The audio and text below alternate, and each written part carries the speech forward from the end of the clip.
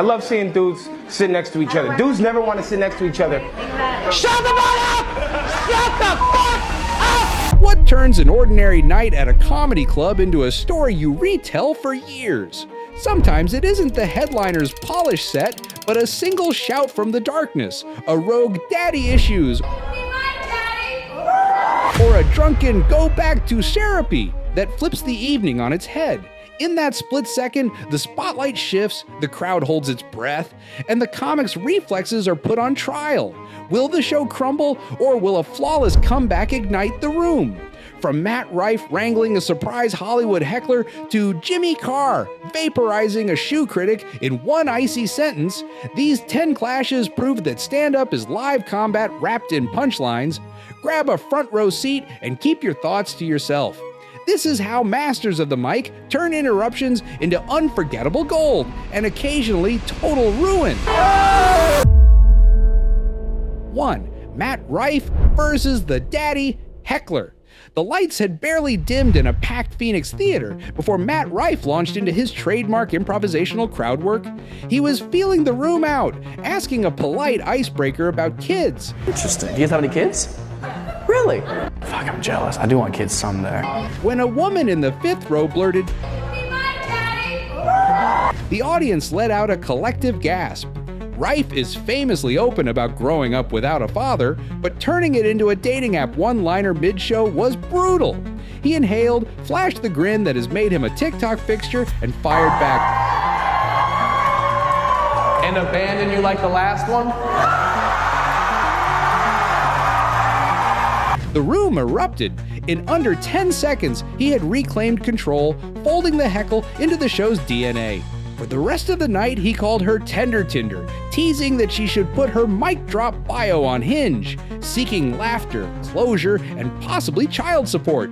By the time the closer hit, she was cheering louder than anyone, proof that a deft touch can convert even the most jarring interruption into pure momentum. 2. Nataly Aukar Schools. A therapy critic, London comic Nataly Aukar had just begun a bit about anxiety when a middle-aged man at stage left barked, "Go back to therapy!" As though counseling disqualified her from joking about mental health, without missing a beat, she pivoted, leaned on the mic stand, and asked with silky sarcasm, "Did you just say go back to the therapist? Yeah. What makes you think I left them?" I'm seeing her on Thursday. What would you like me to bring up exactly? No, please, continue. The heckler tried to laugh it off, but Aukar kept control. She explained that a comedy set is not an open forum. You don't walk into Hamilton and yell, "Sing louder, Lynn!" Then she distilled his options to 2 lines the UK press later quoted everywhere. Did you come out to comedy shows a lot? Clearly. This is not how they work. Okay? Are you in therapy? Yes? No, then shut the fuck up. How about you get a therapist and tell them you can't shut the fuck up at a comedy show? I have all those feelings, I don't know where to put them. My wife won't fucking listen to me, then maybe this bitch on stage with the microphone. What the fuck was that? The audience rose in applause, and the man spent the remaining 40 minutes as silent as a counseling couch. 3. A surprise cameo knocks Rife off balance. At a late show in LA, Rife spotted a super fit guy in the darkness sporting sleeve tattoos and a read-a-book attitude. I get some more black friends, bro. I'm telling you, man. Black dudes are so fucking... Oh, yeah, I read a book. I've got ESPN. Y'all gotta step in the... When Rife joked, tension spiked. Rife sipped water to gauge whether this was playful or threatening. Go, bro. Let's go. Thank you. House lights went up just enough for him to recognize actor Shamar Moore from SWAT. The crowd went wild. Rife's relief was palpable. That's beautiful. Boy, you making me scared. Don't do that. Jesus Christ. Especially in the dark. I can't even fight you back there, dog. Jesus Christ. What? What? You ain't a but act like one.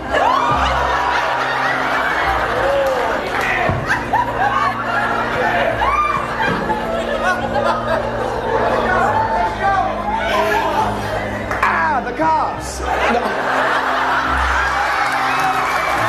Moore laughed and offered a fist bump. Rife closed the exchange with, "You got me so scared, I almost downloaded Duolingo just to learn your love language."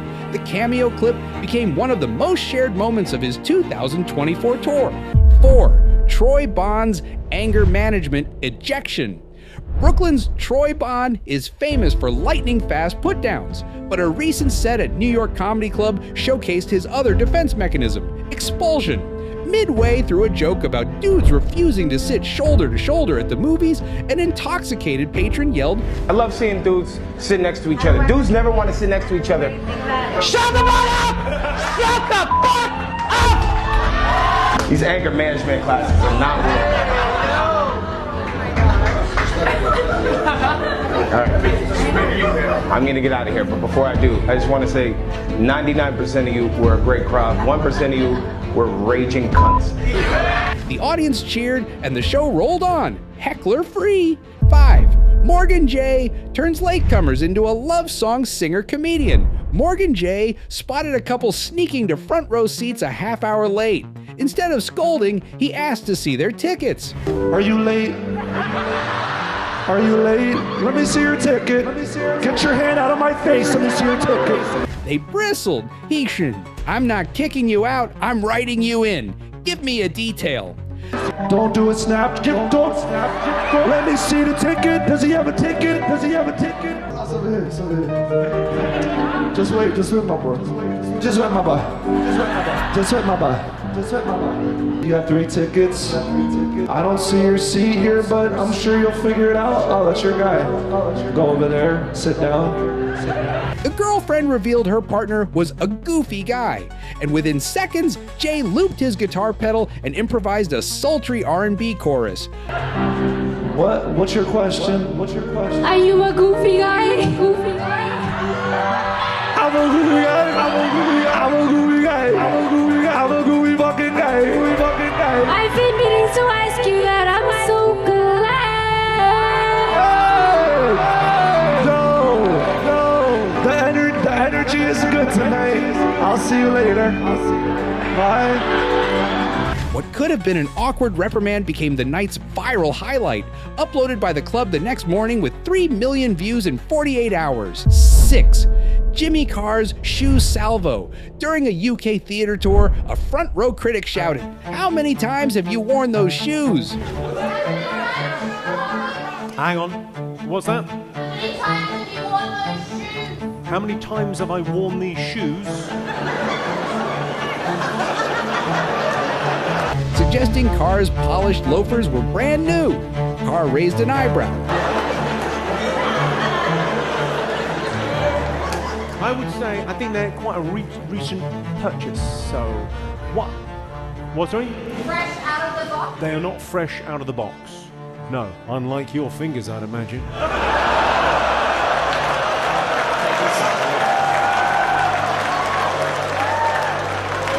The insult was razor sharp, classically British, and over before the heckler knew he'd been filleted. Carr then winked at the crowd. Remember, folks, heckling is like karaoke. Attempt it only if you're certain you can sing. 7. Lucas Zelnik versus the offended teacher. At a New York loft show, Lucas Zelnik introduced a bit about his sister who has special needs. My sister has special needs, and that's what I was going to talk about. A woman up front muttered, "Oh God," before the premise even fully landed. Did you say, oh God? I did. Oh, no. I'm a teacher. Zelnik halted. Why would that frustrate you that my sister has special needs? Oh, God. What? The audience howled, while a guy behind her laughed louder than a car horn, making the tension hilarious rather than hostile. I'm sorry for the Yelp review in advance. It's not going to be positive. You can tell when someone's the type of person who's going to write a Yelp review, and that's this type of person. I was having a perfectly good night. All of a sudden, this man comes out in a corduroy jacket. Zelnik concluded, nothing says professional empathy like preemptive outrage on a setup you haven't heard. Ma'am, save the red pen for papers, not punchlines. Hate. Rife accidentally ends a relationship. In Dallas, Matt Rife asked an attendee named Tori who he was with. A nervous energy settled. What's your name, bro? Tori, man. Who you here with?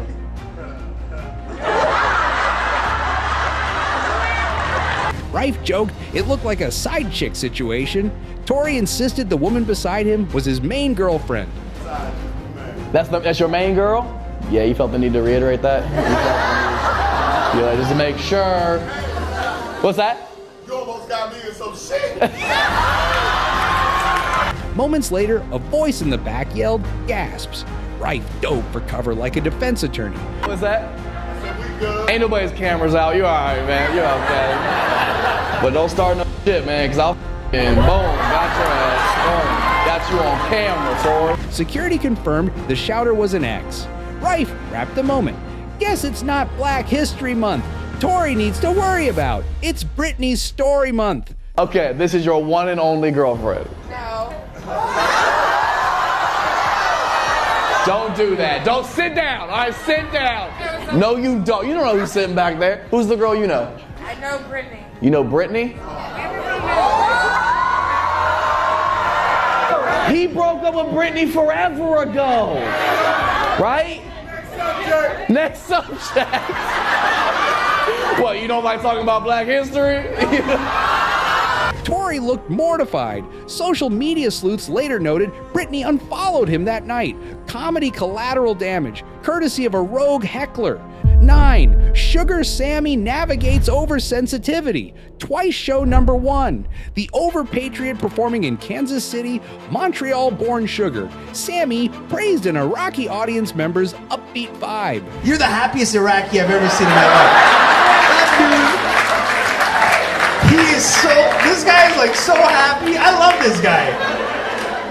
Man. A woman snapped, "He's in America." Sammy smiled. "Relax, ma'am. Geography doesn't set your serotonin levels. He can enjoy Missouri and his heritage." Okay, relax. This woman's taking everything so seriously. He's in America. Oh, Canadian guy.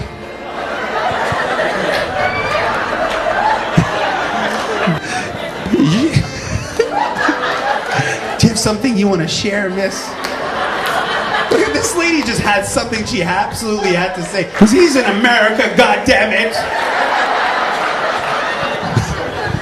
Do you feel free? Over here.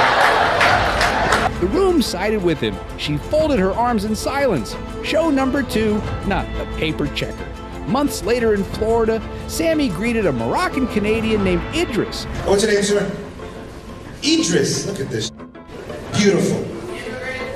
Another patron shouted, implying immigration status. Sammy turned heel. "Ma'am, I am an immigrant. Papers present and laminated. How about you? Got your citizenship certificate on you?" Oh, Trump supporter. Who said immigrant? Was you, miss? Sir, are you an immigrant? Yes. But you have your papers. Yes. Fuck off, bitch.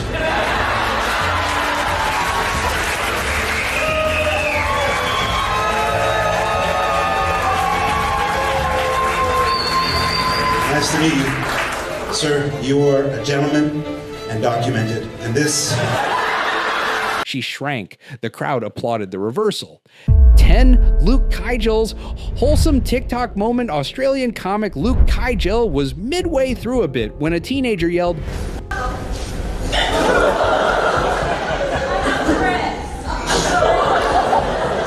Kijel grinned. "Well, congratulations, mate. You've reached the spoiler section of comedy." Instead of berating him, he invited the kid on stage, let him recite the punchline, and then tagged it with a brand new twist that hadn't appeared online. That's totally cool and that's fine. Oh, you saw my joke about Tourette's on TikTok and were like, I'm gonna go check out this guy. Geez, now some of the hecklers like, I've got a free pass. The crowd cheered the spontaneity. The kid gained bragging rights. Kijel proved that even a potential spoiler can fuel fresh laughter when a comic stays nimble. Why these clashes matter. Across club basements, late-night TV sets, and sold-out arenas, hecklers and unprepared hosts remind us that live comedy is gloriously unpredictable. In each of the 10 moments above, the comedian did more than win a verbal joust. They protected the fragile chemistry of a show, turned disruption into momentum, and highlighted why stand-up remains the most immediate art form on earth. So the next time you're tempted to yell, groan, or show up half an hour late, remember, that mic is sharper than it looks, and the comic holding it has a black belt in turning your impulse into everyone else's punchline.